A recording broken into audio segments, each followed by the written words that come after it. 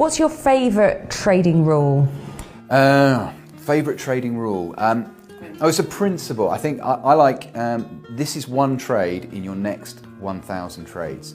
I see so much with new traders, and I did this myself, is that the trade they're in, they're investing too much of their emotion. The result of that one trade bears too much weight on their feeling of success, feeling of importance, feeling of worthiness. And actually, if you imagine, if you're going to trade for 40 years, you're looking out on a horizon, and you're looking out at the horizon, most people make that one trade the entire horizon in terms of its intensity. But if you were to put one trade, if you're trading twice a day, 200 days of the year for 40 years, each trade is like a tiny dot on that horizon. And in terms of the emotion that you should give that trade, you should be thinking at it from that perspective. Now, that doesn't mean you go completely the other way and say, well, hang on a minute, if it's one trade in 1,000, I just won't follow my rules. It doesn't matter.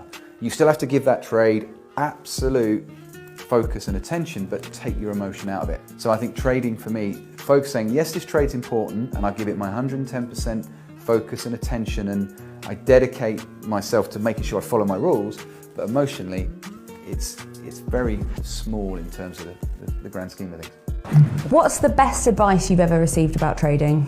Best advice? That trade for the trade's sake, not your sake.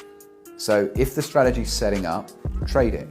What you think about the market and your opinion of whether or not the euro is going to go to 1.8 or whatever it is actually really irrelevant. So you trade for the trade's sake, not your own. You don't trade because you need to make £1,000 that day, or you need to hit your 10% this month because you're only at 8. You trade because the trade is in front of you. Do you have any parting words of wisdom for us? Wow. Don't do what I did in the start. I would say the three key things is start small, focus on percentage return as opposed to the amount of cash you can make.